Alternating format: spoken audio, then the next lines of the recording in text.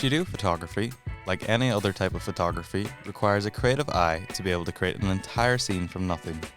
The studio is a very controlled environment where you have the option to change nearly every single detail of the environment. Whether it's the lighting or the background, a studio allows you to have full control over otherwise predetermined elements. For this shoot, I was tasked with creating student headshots for the NWRC. With this brief, I started to set up the studio. First, I started with the backdrop. As the headshots are for professional use, I decided to use a plain black background as it's simple and professional, whilst also allowing me to reflect light off it if necessary. I then brought in the stool which the subjects would sit on and set up the shot on my camera as well, so that when I do the lighting, I can see how it looks in the camera. I set up the stool in the center of the backdrop, allowing me to ensure I could get a full torso of the subject in and still have a gap with the background so I could crop them to my preference in the edit. Then I started with lighting. I decided to use softboxes and Pixel K80's LED lights to not only allow me to properly light the subject, but also create a color scheme in the backdrop to add some texture to my photos. I began messing around with the light settings, seeing my options in terms of color. I then used the color wheel to ensure I used complementary colors that would suit the scenario. After then setting up the lights the way I wanted them, I got someone to sit in the chair so that I could see if any unwanted shadows were being cast on the subject so I could fix them, either by moving the light around the subject or changing the direction of it.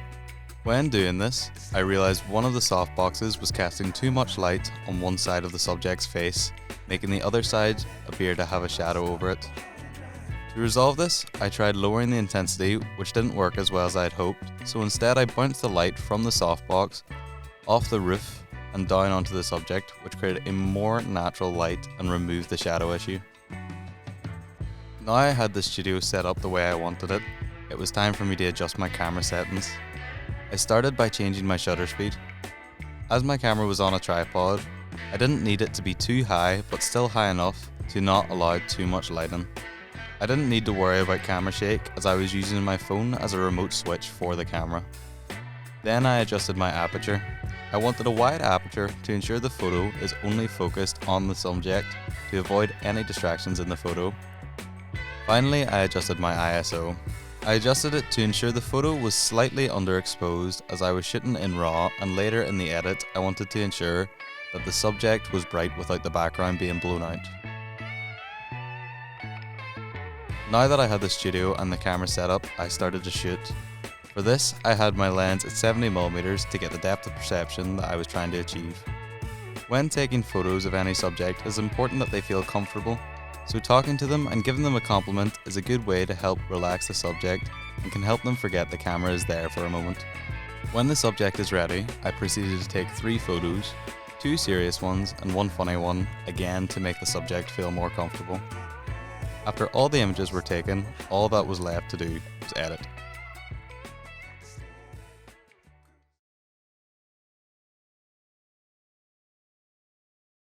So now that I've taken the photos in the studio, it's time to edit them using Adobe Lightroom. The first thing that I'm going to do is go and crop my image, and I'm cropping to a 4:3 ratio to get the right size that I want for it to be able to fit on multiple devices such as phones, and be able to be used on social media platforms such as Instagram, Facebook, and anywhere it really needs placed.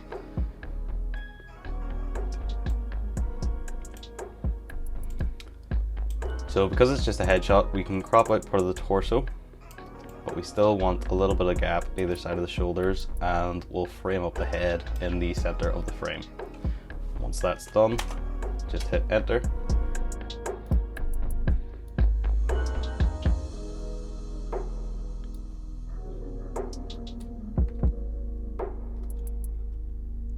Now that we have the image the correct size we want it, we're going to start messing around with some of the presets to see if we can get accurate preset. So this will make our editing job easier, as Adobe has many different built-in presets. So once we find a preset we like, we can take it from there in the edit.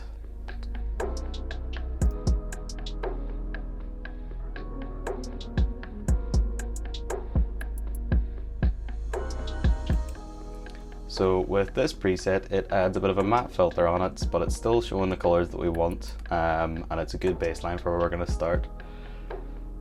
So from here, I can tell that the subject's skin is a little bit bright, so the first thing we're going to do is add a mask and then adjust the exposure on it.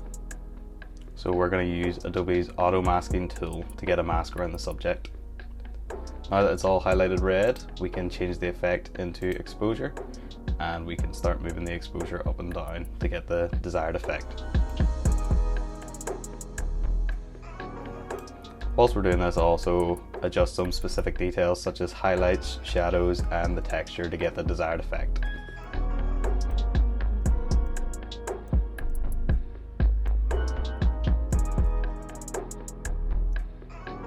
Now that we have the subject the way that we want it, we are going to start messing around with the background. So the same thing again, we're going to add another mask to the subject, but this time we're going to invert it, so we're just changing the background.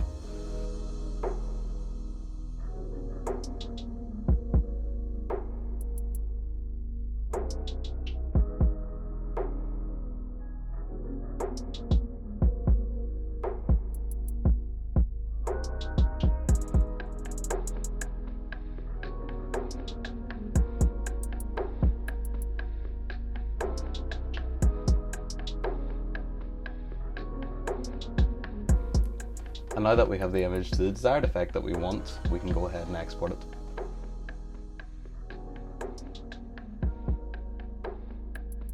And that's how to edit a studio photography headshot.